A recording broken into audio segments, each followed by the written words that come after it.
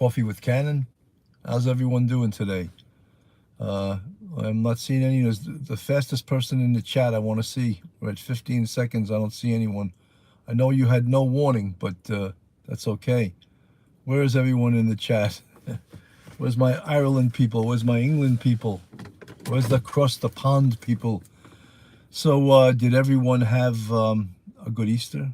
RDN, RDNAC, hi, how are you? Good to see you. Kathy Bates, hey, you guys are getting fast. Now you're getting in here. At about 30 something seconds, the first person got in. It's good to see. Barbara Riley, good morning from Idaho. Hey, hey, ho. Adam Zisselman, what's up, bud? Good seeing you. Joycey T, hiya all. Patricia Harrington, hey. Marsha Lambert, hey, Bill. Nanny Lisa, Brighton, UK. Wow, all the way from the UK. Well, I'm sitting here and I'm actually parked along the Hudson River again. The water's pretty rough today because it's windy and a little bit cold. And a little bit later I'll go out and I'll show you what it looks like. Sean Leonetti, hi Bill. Hope you well enjoyed the show with Tommy J. Yeah, you're talking about Tommy Joyce. He was fantastic.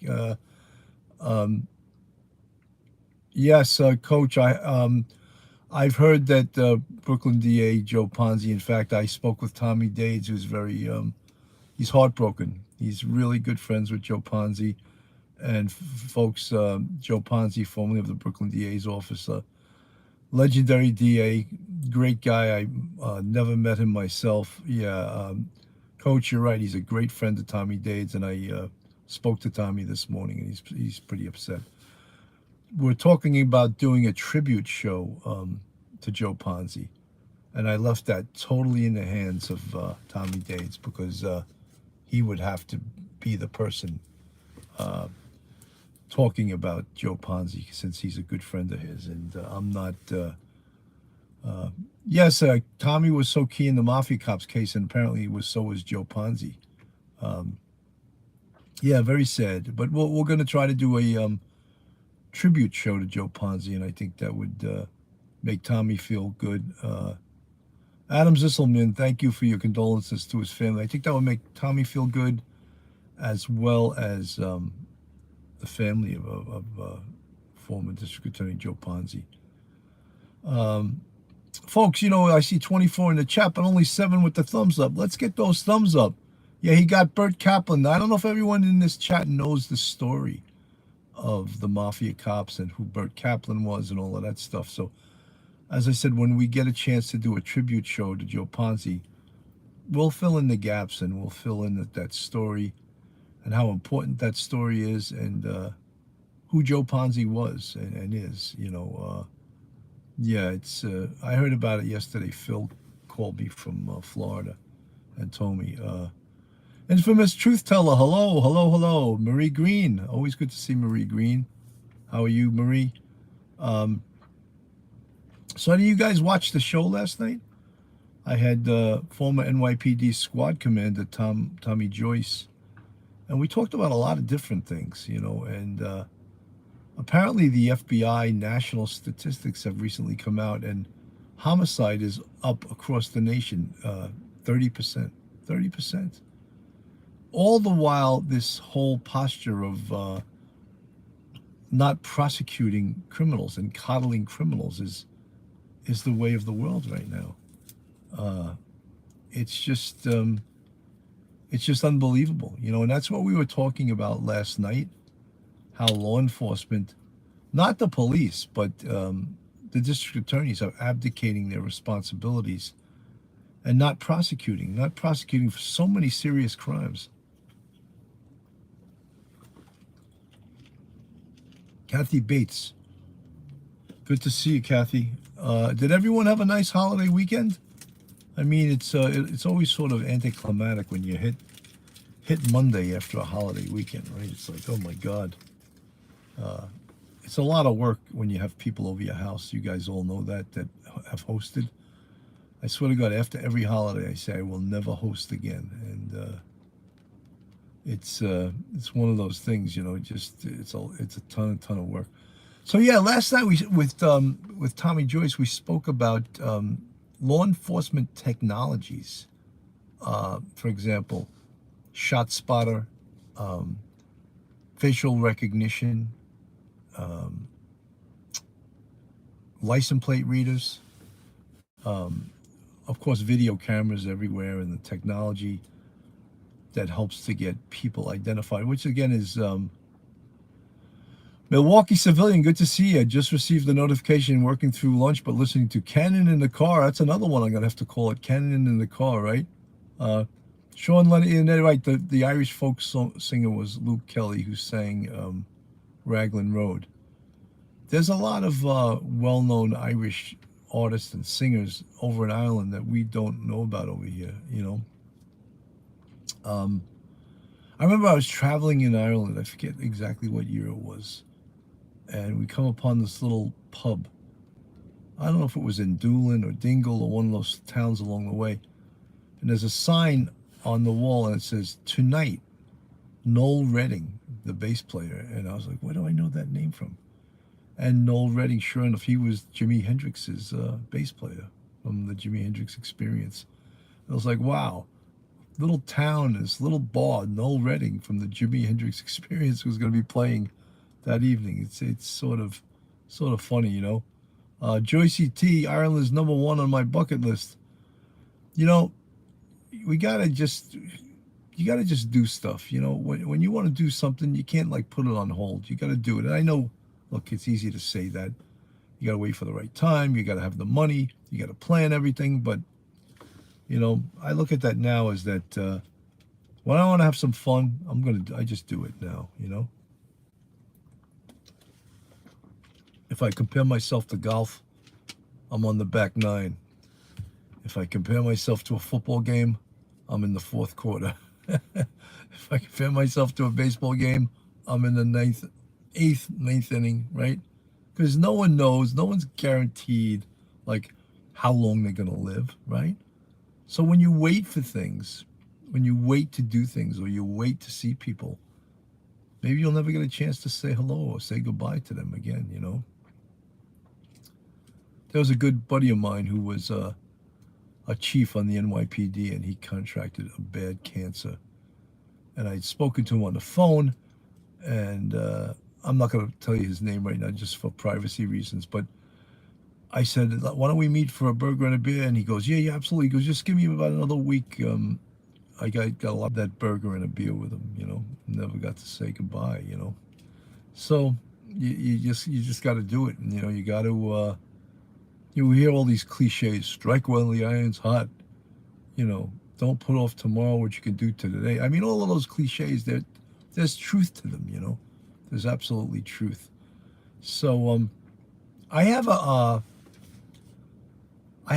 guest on tonight who's an old-time cop. He came on the job in like 1958, and he had a really, really interesting life. And he's going to come on tonight. And every once in a while, I just do a show that's, I hope, is a feel-good show and just entertaining and let someone tell their story, you know. Everyone wants to tell their story, you know. I've had people contact me that wanted to come on the show, and I can't just put someone on the show because they think they have a great story. And I mean, I don't want to act as if everyone's not important and everyone's story is not an important story to tell. However, I gotta consider, is it entertaining, you know? And I can't just put someone on because they think they have a great story. Sana Elise Hoff Johnson, hello, Bill from Norway, great to see you. Peter Pranzo, Lieutenant Pete. Lieutenant Pete, I saw you come into the chat late last night. You didn't get to see the whole show. I did a shout out to you last night because you're one of my favorite lieutenants in NYPD history, and I did a shout out to you. But I thought I kind of a do-over. I would travel much earlier in life. I'm 77 now. My back and knees are telling me it's too. Yeah, you know something? My mom is 88, and she needs a knee. She can't walk anymore, and she's told they can't do it. She missed the boat. It's too late. No one's gonna operate on an 88-year-old for like elective, what they consider elective surgery. Milwaukee civilian Bill, my father died several years ago. Before he got sick, my brother insisted that he get in contact with old friends. That's a great thing, you know. get in contact, spend some time with people. When he got sick, he was always grateful to my brother that he contacted his old friends. That's a great story, Milwaukee civilian. Uh, Amanda Simpson, hello. Carolyn Wilson, you guys all, everyone in the chat knows each other, you know. This Wednesday night, I have a really great guest, retired NYPD detective and ATF director, Peter Forcelli. He's got some great stories to tell, great investigator. He's going to be on Wednesday night. And I invited a co-host that I haven't heard from yet, and I'm not going to say who it is until I hear from the person. And because Phil is still on vacation, so he's not going to be available to do the show with me.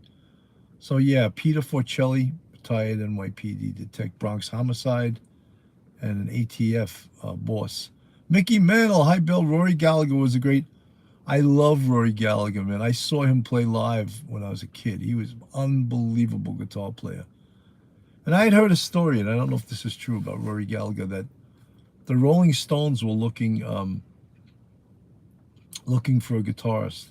They were replacing, I forget the name of the guitarist who left the Rolling Stones. And Rory Gallagher, he auditioned, and they loved him. And I don't know why he didn't get the gig. I don't know what happened, but he was like a superb bluesman. And in Temple Bar, when you walk down the street in Temple Bar, there's a little street that says Rory Gallagher Way or something like that. It's pretty interesting, you know, when you see like streets named after great musicians like that. And Ireland is, to me, I mean, I love Irish music. I guess you could get sick of it after a while, you know,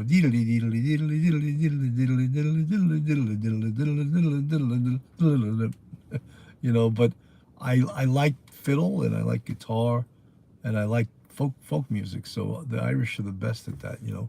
And man, folk music has been passed down for thousands of years, right? Single Mama 4, hello. So yeah, tonight, as I said, I have a show starting at 7 p.m. You know, I purposely didn't go into, there's a real horrible murder that occurred in Queens, New York, a mother in her 50s. And I don't want to go into the details of it, but, you know, when I first heard about it, it sounded like it has to be someone that's very close to her, because it was, she was stabbed probably 40 or 50 times and put in a duffel bag and dragged along the street. And the blood trail left was from out of her house down to this location. So I don't know what the NYPD has on this case right now, but when you get a personal nature like that of someone stabbed that many times, it's always someone that knows the person. What horrible. Moonlight View, hello, how are you? RDNAC. Guys, if you're not subscribed to Police Off the Cuff, Real Crime Stories, go on our YouTube, hit that subscribe button, give us a thumbs up, ring that bell. And if you want to join our Patreon, you guys know the deal. Same thing with our YouTube channel members. You see the folks with the green font, they're part of our YouTube family. Tonight I'm doing a show at 7 p.m. Eastern Standard Time. Sierra J, hi Bill, hope that you're having a beautiful day. I am having a beautiful day, even though it's not beautiful weather today, but you can still have a beautiful day without beautiful weather, right? Why would anyone ever go to Ireland? They always say that expression, you don't come to Ireland for the weather.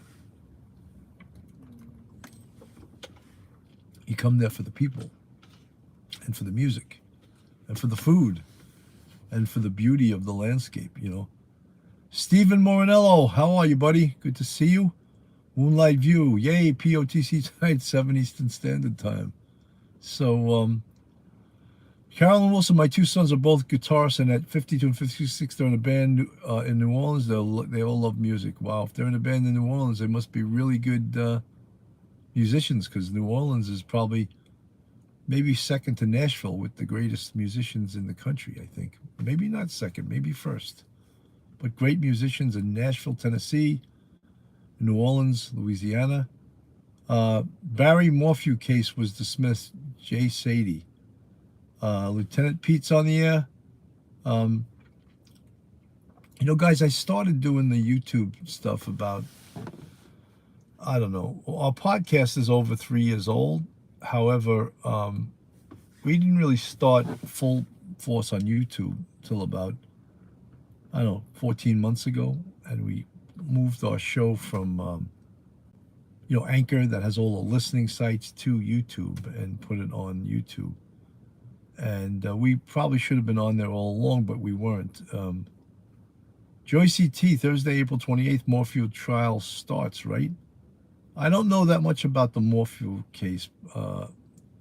I think Duty Ron knows a great deal about that. Sierra J, Ireland's beautiful green, yes. A lot of cases going on at the same time, and sometimes it's difficult to keep up with all of this stuff, And as I said, I came into the whole YouTube thing with a lot of people covering the same cases. Someone just asked, why isn't Duty Run on Spotify? I don't know the answer to that. It'd be easy for him to do. All you have to do is download it and put it on Spotify. We put all our episodes on Anchor, and they go on 9 listening sites: Google, Spotify, or whatever else there is. There's a bunch of them. Kelly Walk, much respect, Sergeant Miller. You are a wise man. NYPD strong, you rock. Thank you so much, Kelly Walk. Very, very flattering to hear you guys say this kind of stuff, So my son, I think, is flying back to Denver this evening. So he spent a little time with us. But we're going to see him at the end of the month when I go back to Isla Morada in the Florida Keys. Amazing there. I love it there. I love the big fish you can catch there. All kinds of big fish. They always say that Montauk is the fishing capital of the world. But if you haven't been to Isla Morada, to go fishing for big game fish in Montauk, you have to go out like 25 miles, 30 miles to get tuna. But if you're going to go out for big game fish in Isla Morada, you only have to go out about 5 miles. And everything's out there. It's amazing because you're already way out in the ocean, because of where it is. Michael Marcaculi, or Marcasilli, I think it is. How are you, buddy? Good to see you. Did I say your word, your last name correct, Mike? Michael Marcasilli, right? Marcasilli. It's like when you're a teacher in school and you get that roll call and you start reading everyone's name and you're like, whoa. Indica Dreams, Amanda Simpson, yes, and I believe that's why prosecutors fled to dismiss, because they don't have enough yet to go forward with the case. That'd be sad, right? So, Moonlight View, great to see you always, Bill. Great chat. Moonlight View, thank you so much for the $20 super chat. Very much appreciated. Milwaukee Civilian's even in his car right now on his lunch hour. That's how much he's a supporter of police off the cuff real crime stories / Coffee with Cannon. My father-in-law was over yesterday and he goes, you have any more of those dipped in butter mugs? And the first one we put out, that was early on, we gave them to all of our subscribers. And but then we found out they were good mugs, but if you put them in the dishwasher, over time the writing came off the mug, and I was not happy with that, even though they're good mugs, because you always want the writing on it. I might touch upon it, maybe Wednesday night, not tonight, because the guest tonight's not knowledgeable about that kind of stuff, and I want it to sort of be his, the attention to be put on him and not on that Queens homicide. But yeah, it sounds like a horrible case, but when you work in homicide and someone, obviously it seems like she was killed in her house, and and then supposedly the husband, who apparently has been cleared and is not a suspect, based on the fact that he was out of the state. He is telling law enforcement that he got a text from someone saying that I'm going to kill your whole family. I mean, if that's true, then the killer knows him. Or how did he have his number to text him, you know? So some twists and turns, but usually, you know, in homicide investigations, this sounds like it's someone very close to her, someone that she knows, a boyfriend, someone in the family. So again, without me knowing any of the details of this, you know, there's been no arrest, but Forest Hills, for you guys not from around here, it's a very affluent area of Queens. $1 million houses, a rich area of Queens, New York, which is one of the 5 counties and 5 boroughs of New York. So that's where they're from. In the Kadrians, yes, Barry Morphew getting out on time now this morning. Prosecution filed motion to dismiss, but again, it could be they didn't have enough to go forward with the prosecution. Again, guys, I don't know a great deal about that case, so I'm not going to comment. Moonlight View, Kathy Bates, biggest fan. You know, maybe I'll turn the phone around for 1 second, just let you guys see what I'm looking at there. So you see the ocean. I hope it's not too much glare. It's not the ocean, it's the Hudson River, actually. But it's pretty rough. The water's rough right now, and it's a little cold out. So I'm not looking to put my tuchus out into out into the cold right now. But I think you got a pretty good view of what it looked like, right? Across the other side, this is Croton. It's like Congers, I think, is the area of Rockland County. No clarity and gorgeous. Oh, wow. That's great. You mean yes, clarity, Milwaukee civilian. That's okay. So yeah, cross it. Let me show you. I'll show you some of the boats I'm looking at right here. Right here, there's a little place where people dock their boats. There's condos over there on the river, condos, and over there's a big park. It's actually a state park, and people come from all over to go. But that's the again, this is the Hudson River, and across the river is Rockland County. Further down the river is the Tappan Zee Bridge, which there's been a lot of controversy because Andrew Cuomo tried to rename the Tappan Zee Bridge the Mario M. Cuomo Bridge, and many people were not happy about that. And there's people that are trying to change the name of that bridge back to the Tappan Zee Bridge. Kathy Bates, Nikki Bella, Lieutenant Pete, everyone's here. It's always been a Tappan Zee, according to Kathy Bates. Mickey Mantle's on the air. Yeah, a lot of things happening, and I thought last night's show, for you guys that didn't listen, I thought we gave a lot of good information there, you know, about artificial intelligence, about technology, ShotSpotter, facial recognition, all kinds of computer technologies.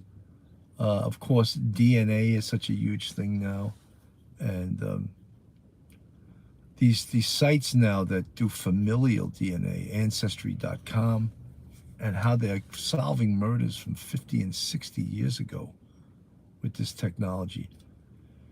And for some reason, all the technology that law enforcement gets, someone tries to disqualify the technology. Like Lieutenant Tom Joyce last night was saying that his company spent over $2 million fighting some group that was claiming that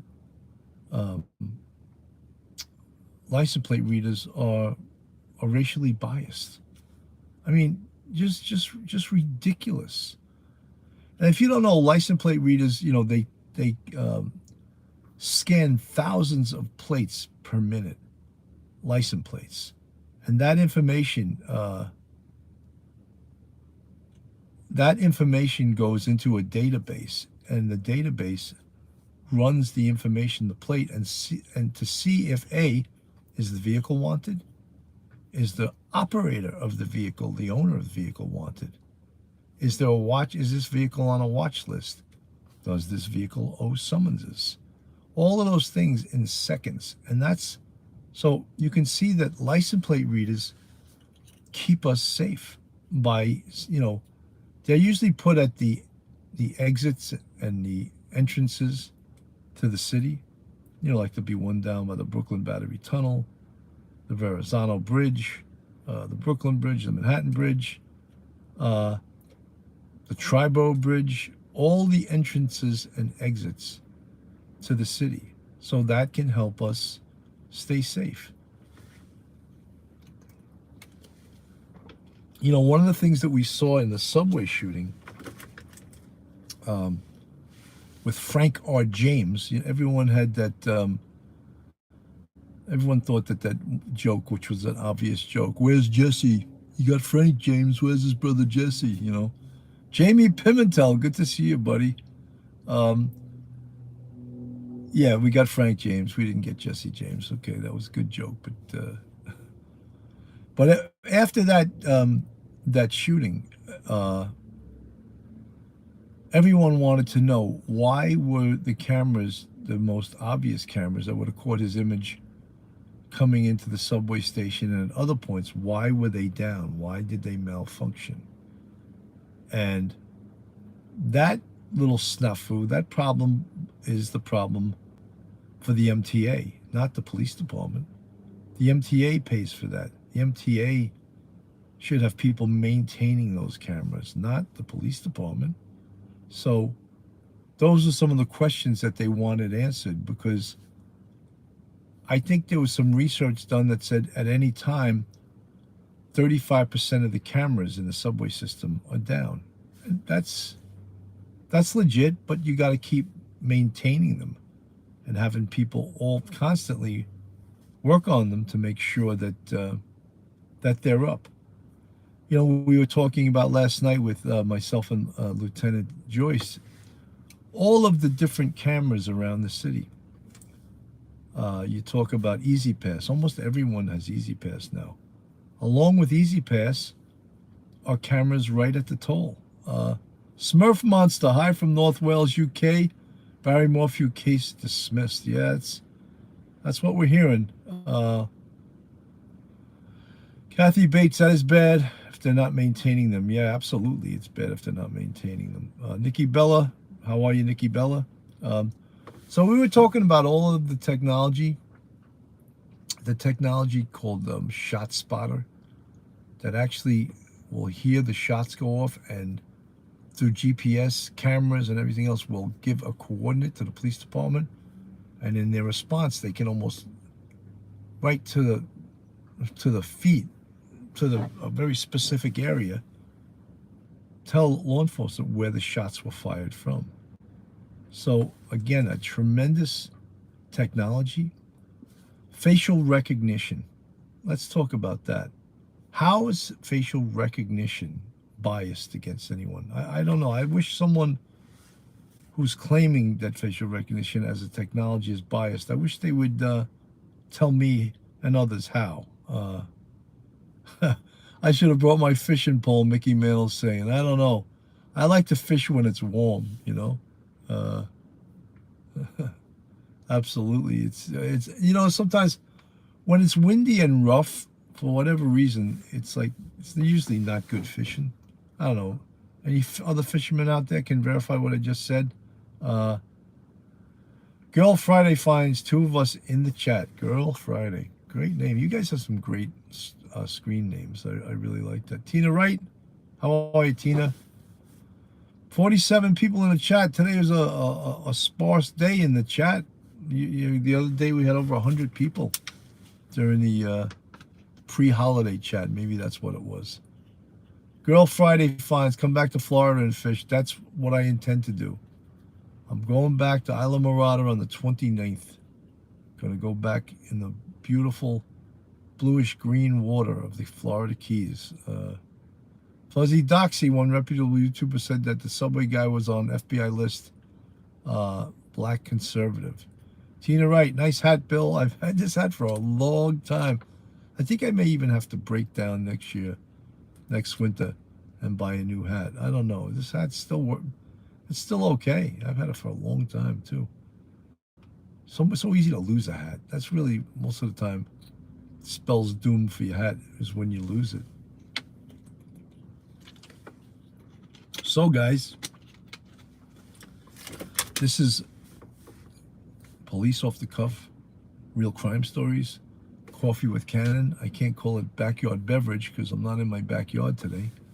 But when we first started this, I was trying to come up with all different kinds of names. Marilyn Minetta, I love fly fishing and salmon fishing. Love it. Marilyn Minetta, there's so much to fly fishing, though. You can't fake fly fishing.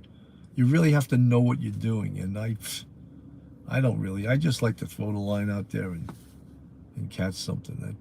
But I appreciate the talent necessary to be a good fly fisherman. It's a lot of talent. And then also with fly fishing, you got to stand in the water, right? You got to stand it with your waders in the water. And that's W-A-D-E-R-S, waders, not waders like that's going to bring you a drink. Waders, where you're wading through the water. Marilyn Minetta says fly fishing, it's fun and a lot of work. It certainly is. I watch people doing it, and I'm like, I don't think I would invest that amount of time in learning how to do that well. But I admire people that do know how to do it, you know. Milwaukee Civilian, I hope you and Phil can start to plan an episode on the language, slang, and jargon of the NYP and of the criminal. We were talking about a show on that. Cop slang, mafia slang, street slang. I think it would be interesting, you know. I think it would be funny to a lot of people. But we have to do a little research on that. Not on the cop slang, on the wise guy slang, on the street slang, all of that stuff. Someone just put up there, I learned how to fly fish in Colorado. Colorado, gorgeous, right? Coffee briefing with POTC, infamous truth teller. Can I get a quote for some water for my daughter? That's pretty funny. They should have waiters for the waders. Yeah. A waiter, W-A-I-T-E-R, should bring a waiter, W-A-D-E-R, a drink while the person's in the water fishing. Tina Wright, we fish on Georgian Bay. Wow. Pretty amazing, you know. I'm going to turn the phone around again so you guys could see this water that I'm looking at. The Hudson River seems a little bit nasty today, right? It's nasty. It's a nasty river today. Oh my God. I wouldn't want to be out and about in it. Be tossing me around, tossing me up. I think I'd rather be sitting on a bar stool in the pub, just looking out at the water. Hey? I don't know what kind of accent that was. I just thought I would throw one in there, you know. Looks dismal. Good morning from California. Inner Peas. P-E-A-S. That's pretty good. The sky looks dark. The sky is crying. That's a tune by Stevie Ray Vaughan. Milwaukee Civilian. We live a mile from Lake Michigan. I hate to fish, but my son is a committed angler. Moonlight View. Looks choppy. Sana Elise Hoth Johnson. Always got a smile. That's great. Moonlight View. That was Paul McCartney. The sky is crying. I thought that was Stevie Ray Vaughan. He does a blues tune called The Sky is Crying. He has another great tune, Stevie Ray Vaughan, called If the House is Rockin', Don't Bother Knockin'. Love that one. Marilyn Minetta, Hudson River looks exactly like the same as the Genesee River in Rochester, New York. Rochester, wow. Upstate New York. Way upstate. I told you guys numerous occasions I went to college, my undergraduate degree at Buffalo State College on Elmwood Avenue, 1300 Elmwood Avenue, Buffalo, New York. That's where I went to college. And then, well, I went to Nassau Community for 2 years, and then I transferred to Buffalo State College and got my undergrad degree, and then went back to school to get my master's degree in 2000. God. It took me 4 years 2000. I went to school through 9/11 and everything. That was tough. But I completed it, you know. So, guys, I just wanted to stop in and say hello to you guys today. Sana Elise Hoth Johnson, the infamous truth teller. I knew that. I was just making sure that you're on top of your game. Infamous truth teller. Oh snap! Yeah, there's some street lingo. Oh snap! So, guys, I just wanted to actually stop in and say hello to you guys today. If you're around tonight at 7 p.m., I'm going to have a show with an old-time copper. He's going to tell his life story. And I'd love to have you guys there. I'd love to see you guys tune in. But until then, I get this close-up here. Infamous truth teller, thinking of Elton John a lot, huh? He's retiring from music, right? You know, and really so somewhat did Billy Joel. Billy Joel does 60 dates a year, but just at Madison Square Garden. He doesn't tour. He doesn't want to tour. And Billy Joel doesn't write any new tunes. He just plays his library of tunes that he wrote over the course of his life. Sana Elise Hoth Johnson, I'll watch the replay tomorrow.